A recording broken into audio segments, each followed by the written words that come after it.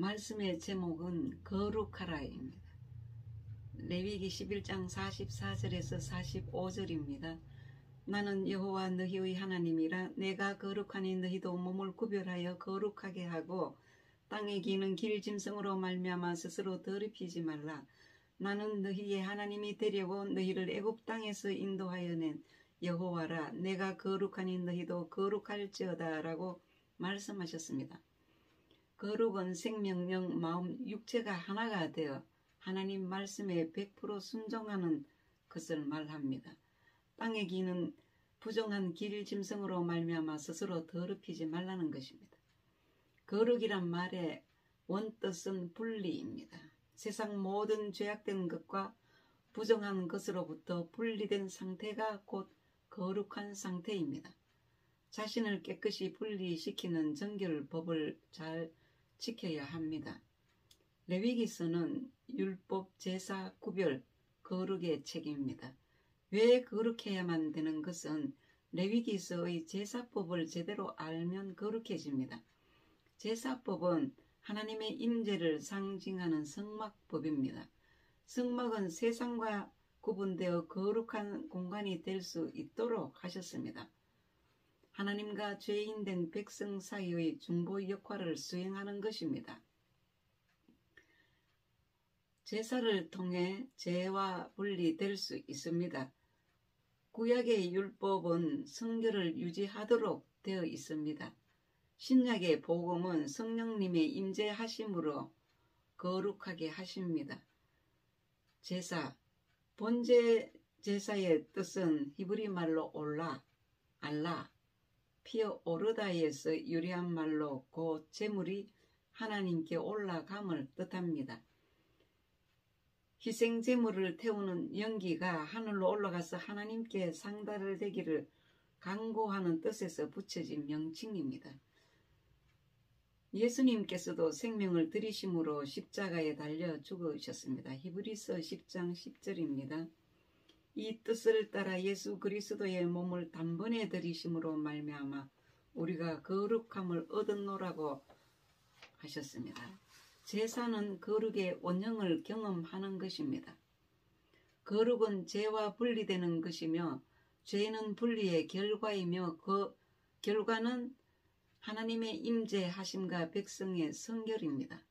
하나님의 임재로 거룩한 백성이 됩니다. 거룩해지기 때문에 이스라엘 백성들에게 거룩한 삶을 살아가기 위해서 하나님의 특별한 제사 제도가 명백하게 상세하게 기록되어 있습니다. 레위기 제사법은 하나님께서 모세를 통한 아담의 제사법입니다.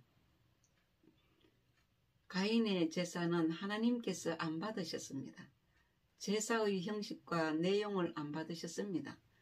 가인의 삶과 행위의 분리 때문에 안 받으셨습니다. 또한 훗날 십자가에 바쳐질 제물이 안 되었다고 볼 수 있습니다. 마음과 뜻을 다 하는 것이 거룩입니다. 거룩한 곳에 내가 접촉했다고 해서 내가 거룩해지겠습니까? 나는 너희의 하나님이 되려고 너희를 애굽 땅에서 인도하여 낸 여호와라. 내가 거룩하니 너희도 거룩할지어다 라고 하셨습니다. 거룩하신 하나님께서 이스라엘을 애굽에서 구출해낸 이유가 무엇입니까? 그들의 하나님이 되시기 위해서였습니다. 쇠풀무 같은 곳에서 출애굽 해방을 말씀드리자면 애굽이라는 나라는 칼빈이 말한 대로 지옥의 연못과 같은 곳으로 표현했습니다.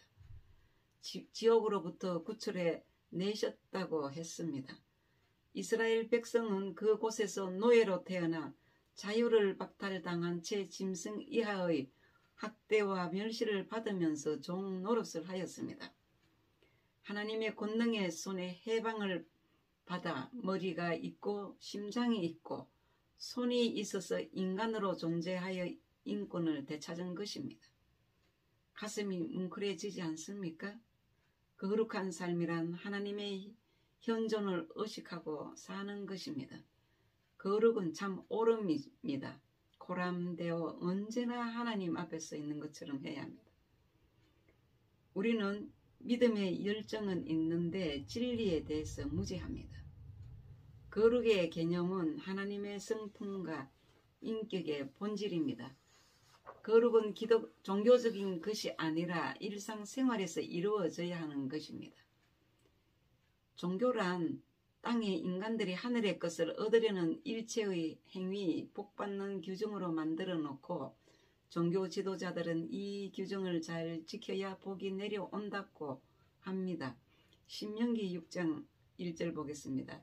이는 곧 너희의 하나님이 여호와께서 너희에게 가르치라고 명하신 명령과 규례와 법도라. 너희가 건너가서 차지할 땅에서 행할 것이니 곧 너와 내 아들과 내 손자들이 평생에 내 하나님 여호와를 경외하며 내가 너희에게 명한 그 모든 규례와 명령을 지키게 하기 위한 것이며 또 네 나를 장구하게 하기 위한 것이라고 말씀하셨습니다. 신명기 6장 말씀은 너희는 이 내용을 너희 후손들에게 가르쳐 지키게 하라는 명령이 오늘 너희는 거룩하라는 말씀이 레위기서입니다. 따라서 신구약은 다 같이 하나님의 언약에 기초하고 있는 은혜, 언약임을 알 수 있습니다. 그리고 율법을 잠시 보겠습니다. 율법은 10가지 계명을 세부적으로 해서 613가지로 되어 있습니다. 무엇 하라는 강제 조목이 248개, 하지 말라는 금계가 365개 조항으로 되어 있습니다. 10계명 10가지는 법계명입니다.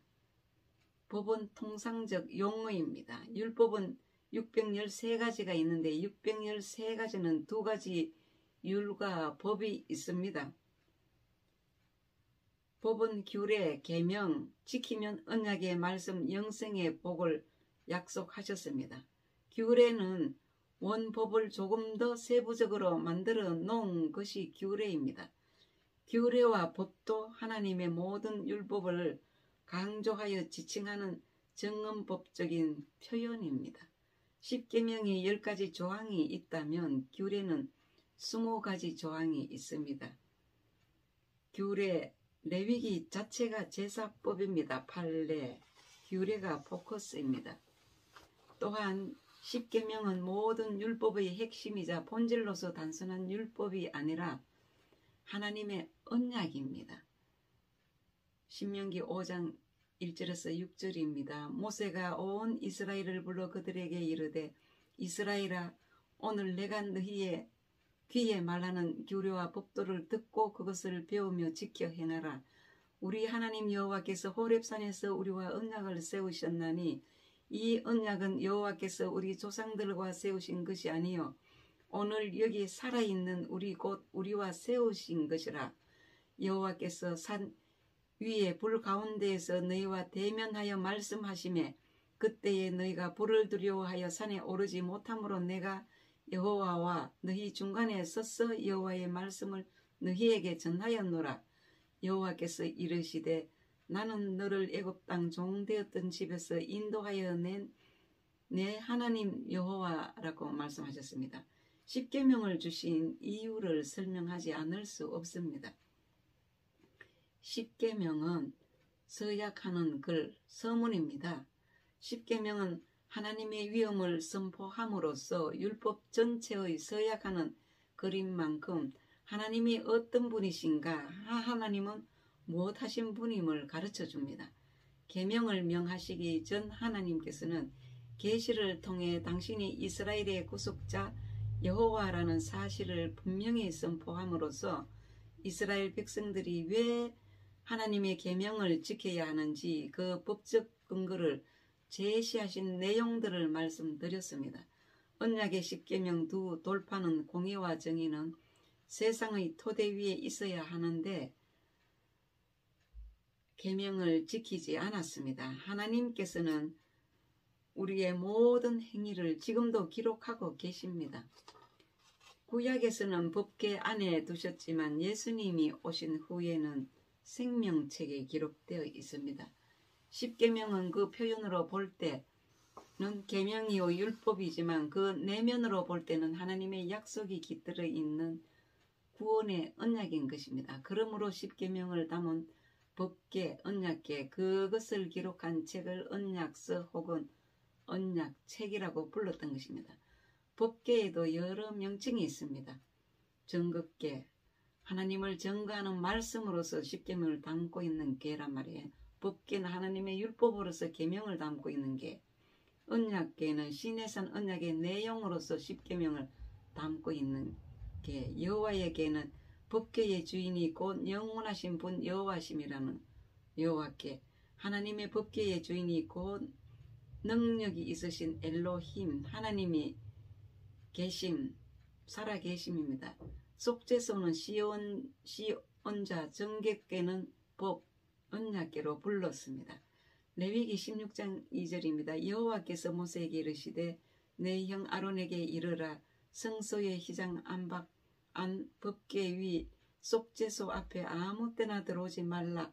그리하여 죽지 않도록 하라. 이는 내가 구름 가운데서 속죄소 위에 나타남이니라. 특히 궤 위에 연결된 그룹의 날개와 궤 뚜껑이 만드는 속죄소는 종종 하나님의 강림의 장소로 언급되었습니다. 그 이유는 궤 안에는 언약을 체결할 때 주어진 내용과 하나님의 공의의 법과 성품을 증거하는 십계명판이 들어있기 때문입니다. 레위기의 거룩은 하나님께 나아가는 것과 하나님과 동행하는 삶으로 구성됩니다. 오늘은 여기까지 말씀드리며 다음 주에 이 시간 말씀드리겠습니다.